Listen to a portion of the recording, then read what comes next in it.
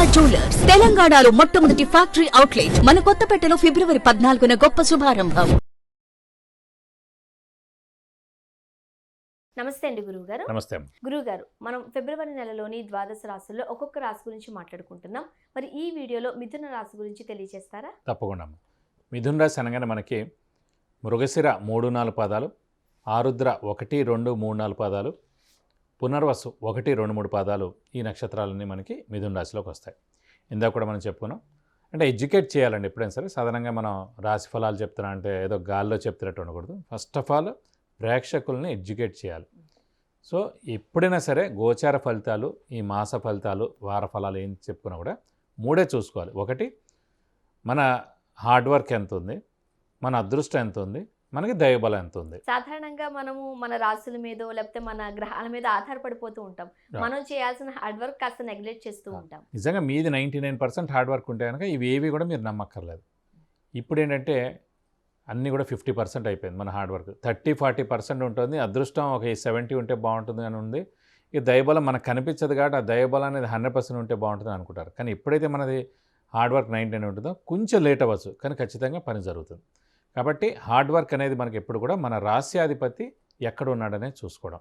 So మిథున రాశి అధిపతి వచ్చేసి బుధుడు మనకి భాగ్యస్థానంలో కుంభంలో ఉన్నాడు. సో హార్డ్ వర్క్ మనకి బాగుంది అన్నట్టు. ఓకే, నెక్స్ట్ అదృష్టకారకుడు ఎవరు? శుక్రుడు అయ్యాడు.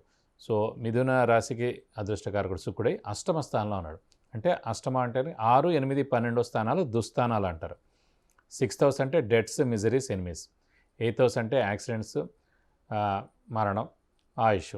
12th హౌస్ అంటే ఖర్చు, నిద్ర. సో మన రాశి నుంచి ఎప్పుడైతే 6, 8, 12 స్థానాల్లో గ్రహాలు ఎక్కువ ఉండిపోతాయో మనకి నష్టాన్ని చేకూరుస్తాయి అన్నమాట. అంటే మన సక్సెస్ అనేవి ఆపుతూ ఉంటాయి. సో ఇక్కడ అదృష్టకారకుడు, యోగకారకుడు అయిన శుక్రుడు అష్టమంలో ఉండేప్పటికీ మనకి 50% అదృష్టం ఈ నెల అంతా ఉన్నట్టు. ఎందుకంటే శుక్రుడు ప్రతి 20 రోజులు మారిపోతాడు కాబట్టి ఈ నెలలాళ్ళే చూసుకుంటే చాలు. మరి నెల తర్వాత భాగ్యస్థానంలోకి వస్తాడు కూడా బాగుంటుంది. 9th, 10th, 11th ఎలాగో బాగానే ఉంటుంది. కాబట్టి ఈ నెల మటుకు మనకి అదృష్టం తక్కువగా ఉందని చెప్పుకోవాలి మిథున రాశి.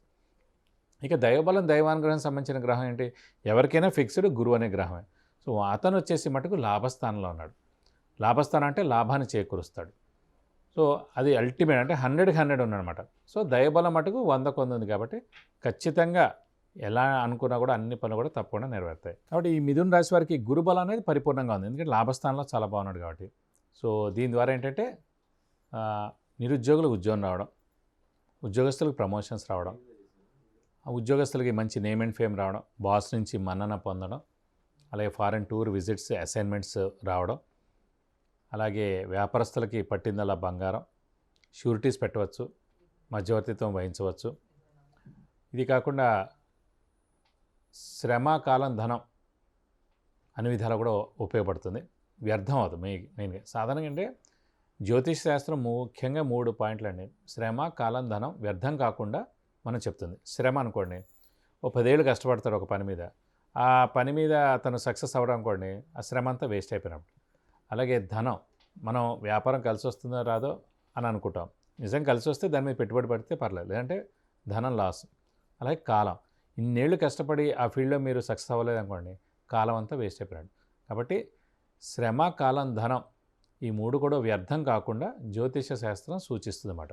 నిజంగా ఆ ఫీల్డ్లో వెళ్తే బాగుంటుంది లేదా, అందులో పెట్టుబడి పెడితే బాగానే ఉంటుంది లేదా, ఎదర మీ జీవితం ఎలా ఉండబోతుంది, ఇవన్నీ కాకుండా పరిహారాలు ఏం పాటిస్తే బాగుంటుంది, ఇవన్నీ చెప్పడానికి సాధారణంగా జ్యోతిషం మనకి ఉపకరిస్తుంది.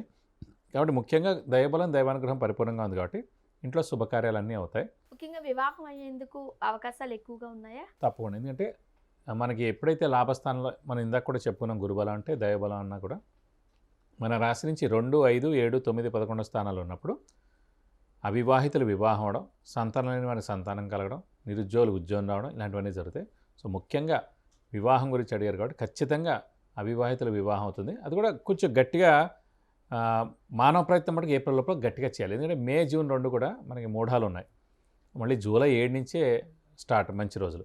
కాబట్టి మే వెళ్ళిపోయినట్టు, జూను వెళ్ళిపోయినట్టు. సో ఏప్రిల్ 22వ తారీఖు దాకే ఈ మిథున రాశి వారికి గురుబలం ఉందన్నమాట. కాబట్టి కొంచెం గట్టి ప్రయత్నం చేస్తే కనీసం ఎంగేజ్మెంట్ అయినా అవుతుంది, కనీసం మాట అయినా తీసుకోవచ్చు, లేదంటే మన అమ్మాయి అని మనం అనిపించుకోవచ్చు. కాబట్టి కొంచెం మానవ ప్రయత్నం మటుకు గట్టిగా చేస్తే ఖచ్చితంగా ఏప్రిల్ 22వ తారీఖు లోపలనే మిథున రాశి వారికి వివాహం కుదిరేందుకు అవకాశాలు చాలా ఎక్కువగా ఉన్నాయి. మరి చాలా మందికి ఫారెన్ వెళ్ళాలి అనుకుంటూ ఉంటారు. అవును. మరి వాళ్ళకి అటువంటి ఛాన్సెస్ వచ్చే అవకాశాలు ఎంతవరకు ఉన్నాయి? మీరు వాళ్ళకి ముఖ్యంగా శని బలం పరిపూర్ణంగా చాలా బాగుండడం, అలాగే ప్రస్తుతం ఈ గురుబలం కూడా బాగుంది కాబట్టి ఖచ్చితంగా వారు గట్టి ప్రయత్నం ఏదైనా సరే అదే అంటే మనకి ఎంత నాలెడ్జ్ ఉన్నా మన మానవ ప్రయత్నం 100% చేయకపోతే ఏ పని జరగదు. ఇవన్నీ కాకుండా ముఖ్యంగా ఇంకొకటి ఏంటంటే ప్రేక్షకులు కూడా ముఖ్యంగా సుమన్ టీవీ ప్రేక్షకులకి చెప్పేది ఏంటంటే ఇది కలికాలం ముఖ్యంగా. సో ఏడుపులు చాలా ఎక్కువ. అంటే అసలు ఎవరైనా ఎదుగుతున్నారంటే వాళ్ళ ఏడుపు మామూలుగా ఉండదు. ఇంకోటంటే మన ఇంట్లో అమ్మాయి కానీ మన ఇంట్లో అబ్బాయి కానీ బయటికి వెళ్తున్నా ఇంటికి వస్తున్నా ఏ టైం అయినా సరే మన ఇంట్లో వాళ్ళు చెప్పలేరు, కానీ ఎదురింటి వాళ్ళు చెప్పగలుగుతారు. మీ అమ్మాయి ఎన్నింటికి బయటికి వెళ్తుంది, మీ అమ్మాయి ఎన్నింటికి ఇంటికి వస్తుంది, ఏ రోజు ఏం డ్రెస్ వేసుకుంది, ఇవన్నీ ఫుల్ ఫోకస్ 90% వాళ్ళే ఉంటారు. అందుకే చూడండి, ఒక పెద్ద బిల్డింగ్ కడతారు, ఈ దృష్టి దోషం తగలకుండా ముఖ్యంగా ఒక దెయ్యపు బొమ్మ ఏదో పెడతారు. అబ్బా ఇంత బాగా కట్టాడా, అయ్యో ఇంత పెద్ద కారు కొన్నారా, అబ్బో ఇంత పెద్ద నగ వేసుకున్నారా, అయ్యో 5,000 రూపాయల డ్రెస్ వేసుకుందా, ఇలా ఏ టు జెడ్ కూడా అంత దృష్టి దోషం ఏడుపులే ఎక్కువగా ఉన్నాయి. 24 గంటలు చుట్టాలు బంధువులు అందరూ ఎక్సెప్ట్ తల్లిదండ్రులు తప్ప ప్రతి ఒక్కడు ఏడుస్తూనే ఉంటాడు. అందుగురించి ఏంటంటే ఏ పని జరుగుతున్నా ఎవరికి చెప్పకండి. ఇప్పుడు మీరు అన్నట్టు ఫారెన్ ట్రావెల్, ఫారెన్ గురించి అడిగారు. అన్ని పనులు అయిపోయినాయండి, వీసా కూడా వచ్చేనివ్వండి. ఎల్లుండి వెళ్ళబోతున్నారు, సడన్గా యుఎస్ వీసా నాకు ఓకే అయింది, ఎల్లుండి రాకపోతే నాకు అక్కడ సీట్ ఆగిపోతుంది, లేకపోతే నా ఉద్యోగం ఆగిపోతుంది. ఎల్లుండి అంటే ఈరోజు చెప్పండి. మీరు అలా చెప్తే ఖచ్చితంగా మీ పని అవుతుంది. అంతేగాని ముందే అసలు అప్లై చేయకముందే నేను అప్లై చేసేస్తాను, మా ఆఫీస్ వాళ్ళు పంపించేస్తారు, నాకు ఆల్రెడీ అక్కడ ఆ యూనివర్సిటీలో మంచి సీట్ వచ్చేసింది, ఇవన్నీ మీరు ముందుగా చెప్తే ఎప్పటికీ జీవితంలో ఈ పనులు అవ్వవు. కొంతమంది గొప్ప కోసం ఎక్కువ చెప్పేసుకుంటారు. అందుకే వాళ్ళు అక్కడే ఉండిపోతారుగా, వాళ్ళు అక్కడే ఉండిపోతారు. నేను కూడా నాకు తెలియకుండా ఇదివరకు అన్నీ ఇలాగే చెప్పుకునేవాడిని. నేను ఆ ఛానల్లో చెప్పాను, ఈ ఛానల్ చెప్పాను, ఆ హీరోకి చెప్పాను, ఈ ఐపీఎస్కి చెప్పానని. అదంతా జస్ట్ అక్కడ దాకా ఉంది, ఆగిపోయింది అంతే. అది ఎప్పుడైతే చెప్పడం మానేసానో అన్ని పనులు జరుగుతూ వచ్చాయి. కాబట్టి ప్రేక్షక మహాశయులకు ఒకటే ఒక విజ్ఞప్తి, మనం ముఖ్యంగా హార్డ్ వర్క్తో పాటు మనం చేసే పని ఎవ్వరికీ తెలియకూడదు, మూడో కంటి వాడికి తెలియకూడదు. పని అయిన తర్వాత చెప్పండి. అనుకోకుండా జరిగింది, రాదనుకున్నాను జరిగింది, ఎల్లుండి వెళ్ళబోతుంటే ఈరోజు చెప్పండి. వివాహం కుదిరిన తర్వాత ఎల్లుండి 3-4 రోజుల్లో ఎంగేజ్మెంట్ ఉంటేనే మీరు మీ బంధువులకు వెళ్ళి చెప్పండి. వాళ్ళు ఏడిస్తే ఏడిచారు, అప్పుడు తర్వాత విషయం. లేదంటే ముందే మీరు పెళ్లి చూపులకు వెళ్ళేటప్పుడు కూడా మమ్మల్ని ఎందుకు తీసుకెళ్ళలేదు, వాళ్ళ ఇల్లు మాకు ఎందుకు చూపించలేదు, ఆ అమ్మాయి ఫోటో మాకు ఎందుకు చూపించలేదు, ఆ ప్రొఫైల్ మాకు ఎందుకు పంపించలేదు, మేము కూడా కనుక్కునే వాళ్ళం కదా వాళ్ళు ఎలాంటి వాళ్ళు. ఇవన్నీ అనవసరమైన అనమాట. ఎవరు కూడా ఆనందించే పొజిషన్లో లేరు. అనుకోండి మీ అమ్మాయికి ఐఐటి అబ్బాయి వచ్చినా, ఐఐఎం అబ్బాయి వచ్చినా, వాడెవడో గ్రూప్ 1 సర్వీసెస్ వాడు వచ్చినా ఎవ్వరూ ఆనందపడేవారు ఉండరు, ఒక్క తల్లిదండ్రులు తప్ప. అందుకే ఎవరికి ఏ పని జరిగేదాకా మటుకు చెప్పకండి. ఇప్పుడు మిథున రాశి వారు పరిష్కార మార్గాలు ఏమైనా ఉన్నాయా అండి పాటించవలసినవి? ప్రస్తుతం మిథున రాశి వారికి అన్ని విధాలా బాగానే ఉందండి. ఒక్క చతుర్థ స్థానంలో మటుకు కేతు ఉన్నాడు కాబట్టి కొంచెం వినాయకుడిని ఎక్కువగా ఆరాధించాలి. అలాగే వీలైతే ప్రతి బుధవారం వినాయకుడి టెంపుల్కి వెళ్ళి 41 ప్రదక్షిణాలు చేయడం, అలాగే ప్రతిరోజు వినాయకుడి అష్టోత్తరం చదువుకుంటే చాలా మంచిదండి. ఈ 2 పరిహారాలు పాటిస్తే చాలు. మిథున రాశి వారి మటుకు అన్ని విధాలా బాగానే ఉందని చెప్పుకోవాలి. ఫిబ్రవరి నెలలో మిథున రాశి వారు పాటించాల్సిన నియమాలేంటి, అలానే పరిష్కార మార్గాలు వివరంగా తెలియజేశారు. ధన్యవాదాలు. నమస్కారం.